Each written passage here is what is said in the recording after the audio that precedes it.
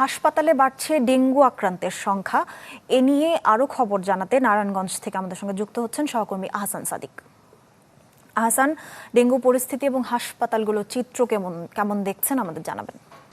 সামিয়া, জেলা স্বাস্থ্য বিভাগের সর্বশেষ তথ্য যদি জানাই তাহলে 24 ঘন্টা নারায়ণগঞ্জের মোট নতুন করে ডেঙ্গু আক্রান্ত হয়েছে 13 জন এবং চলতি জুলাই মাসে কিন্তু নারায়ণগঞ্জে এখন পর্যন্ত 48 জন ডেঙ্গু রোগে আক্রান্ত হয়েছে। বলা যায় যে আসলে বর্ষা মৌসুম আসার সাথে সাথে নারায়ণগঞ্জে যে ডেঙ্গু প্রকোপ সেটি বৃদ্ধি পেয়েছে।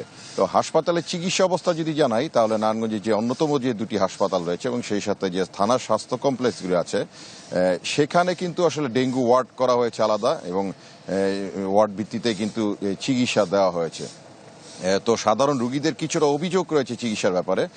তারা যেটি বলছেন যে আসলে রোগীর অবস্থা কিছুটা গুরুতর হলে কিন্তু তাদেরকে স্থানীয় পর্যায়ে চিকিৎসা দেওয়া হয় না, তখন তাদেরকে নারায়ণগঞ্জ থেকে রাজধানীমুখী স্থানান্তরিত করা হয় এবং স্থানান্তরিত করার ক্ষেত্রে কিন্তু তাদের চিকিৎসা সেবা পেতে গিয়ে কিন্তু বেগ পেতে হয়। তো নারায়ণগঞ্জ সিটি কর্পোরেশন এবং নারায়ণগঞ্জ জেলার যে স্বাস্থ্য বিভাগ রয়েছে বা সংশ্লিষ্ট যে সকল কর্তৃপক্ষ রয়েছে তারা ডেঙ্গু সচেতনতামূলক নানা রকম কর্মসূচি পালন করলেও কিন্তু এক্ষেত্রে যে নাগরিকদের অভিযোগটা হচ্ছে যে স্থানীয় পর্যায়ে দৃশ্যমান কিন্তু ডেঙ্গু যে এডিস মশা নিধনের যেগুলি আছে সেগুলি কিন্তু আসলে দৃশ্যমান তারা কোনো প্রকল্প দেখেনি। তো তারা বলছেন যে আসলে অচিরেই যেন প্রশাসনের পক্ষ থেকে এডিস মশার নিয়ন্ত্রণের সচেতনতা করা হয়, তাহলে নারায়ণগঞ্জে ডেঙ্গু নিধন সম্ভব হবে। তো এই হচ্ছে নারায়ণগঞ্জ থেকে সর্বশেষ পরিস্থিতি। সামিয়া।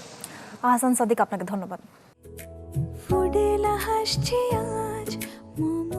ফুডেলা একটি নাবিল পণ্য।